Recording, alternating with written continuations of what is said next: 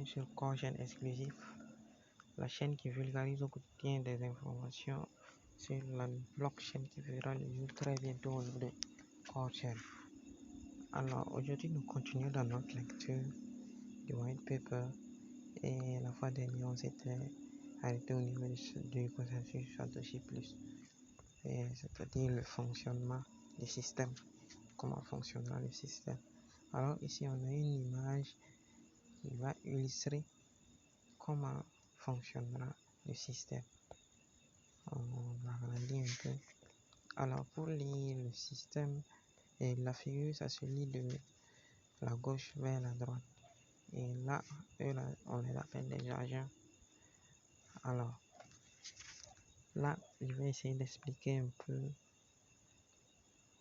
ce que c'est. Vous voyez, lui, on a les délégateurs de corps, c'est-à-dire que ceux qui vont déléguer du corps dans le système, et aussi il y a ceux qui vont déléguer du hachage. Ok, donc ceux qui vont déléguer du corps, c'est la partie délégateur qui va récupérer nos corps délégués, et ceux qui vont déléguer du hachage aussi sera stocké là-bas dans le délégateur or. Et qu'est-ce qu'il fait? Ceux qui vont déléguer du hachage, ils vont rediriger leur bloc. Ça veut dire que les blocs qu'ils vont produire là, ils vont produire ça sur le réseau Bitcoin. Et maintenant, le réseau Bitcoin va nous renvoyer les entêtes des blocs. Voilà. Quand ils vont nous renvoyer les entêtes des blocs, ils vont renvoyer ça aux relayeurs. Et maintenant, les relayeurs, c'est eux qui sont un peu chargés de vérifier les entêtes des blocs, quoi, si c'est vraiment vrai. Et là, c'est une lecture. Ça veut dire qu'on ne récupère pas, on lit seulement les entêtes. Ok? Et quand ils vont récupérer maintenant, ils vont envoyer une partie. Ils vont écrire, puisque ça c'est un processus d'écriture. Ils vont écrire dans le Bitcoin Lite Client et ils vont enregistrer cela. Ils vont enregistrer les entêtes dans le relayeur or.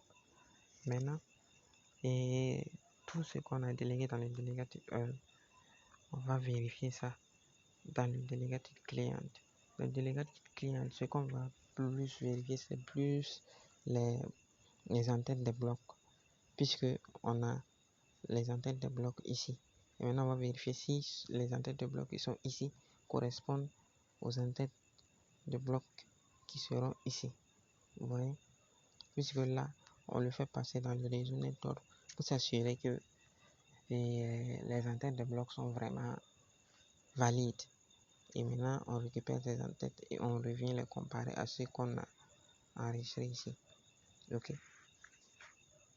Et après cela, on va vérifier si les entêtes de bloc que le gars enregistré n'ont pas été modifiées en vérifiant l'enregistrement qu'il avait déjà fait. Ok. Maintenant,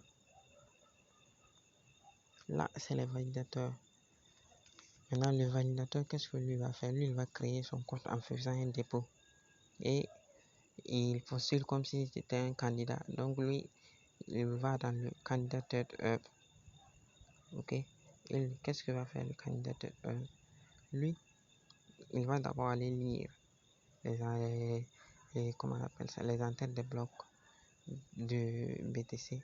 Il va aussi lire les délégations, tous ceux qui ont délégué genre le hachage et comment on appelle ça, ceux qui ont délégué du hachage et ceux qui ont délégué des corps, puisque ils doivent vérifier ça pour qu'on puisse l'attribuer, c'est genre la valeur de ceux qui ont accepté de déposer par exemple ce tel validateur. Donc ce que ça veut dire ici, ça veut dire que nos corps qu'on a délégués ne sont pas stockés sur le validateur, ils sont stockés dans les délégués et le validateur va aller consulter pour voir si parmi tous ceux qui ont délégué là, quels sont ceux qui me reviennent. Ça veut dire que ceux qui ont délégué chez moi. Ok, ça veut dire que nos délégations ne partent pas directement sur lui. Ok.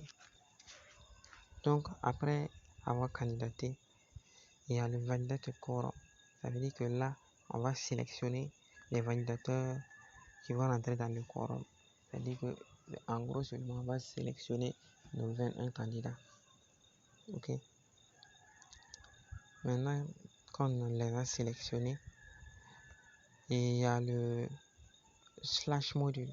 Le slash module là, et c'est un peu au niveau des vérificateurs. Les vérificateurs là, eux, c'est eux qui vont vérifier en gros si il n'y a pas de fraude, quelqu'un n'a pas voulu essayer de frauder, surtout les validateurs et tout ça. Voilà, ils vérifient si les validateurs n'ont pas essayé de frauder. Donc c'est eux qui jettent un œil aux validateurs.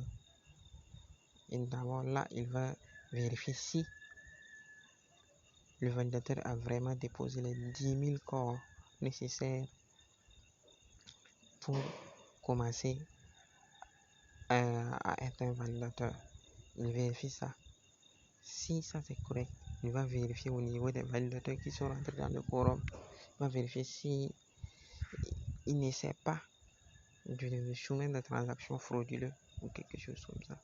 Et là aussi, il va vérifier le reward module. Il va vérifier si tout fonctionne, si les récompenses ont bien été. Là, il attribue les récompenses. Voilà. Et maintenant, le module de récompense va lire le quorum des validateurs. Et lui, il distribue à la dernière, au dernier bloc du quorum. Ça veut dire que le quorum là, c'est un peu comme un cycle. Ok. Par exemple, si on dit que dans un quorum, le quorum là complet là, on génère 5 blocs. Ça veut dire que c'est quand on va générer le 5e bloc que le reward module là, le module qui distribue les récompenses là, va donner les récompenses. Ok.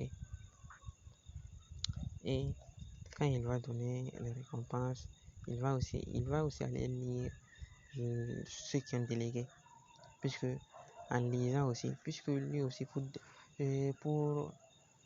comment on appelle ça, distribuer les récompenses, il va regarder qui a délégué chez qui, à tel pourcentage, avec telle commission pour le validateur, pour pouvoir calculer ce qui revient de droit à chaque délégateur. Ok. Et en haut aussi, bon, ça c'est un peu isolé et il n'entre pas directement dans le processus.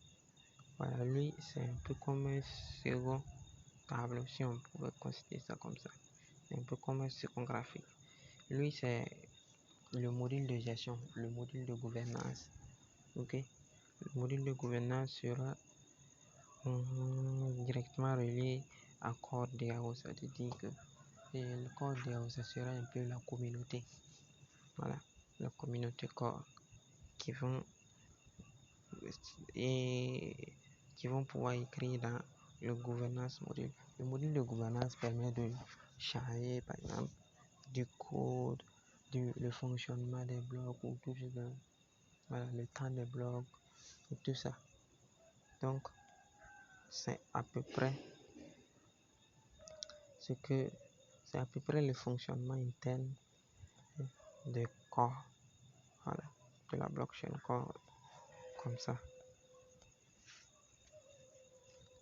Voilà. Bon, on est déjà presque à 10. Donc on va pas continuer. Je vous dis à demain pour la suite. Bye.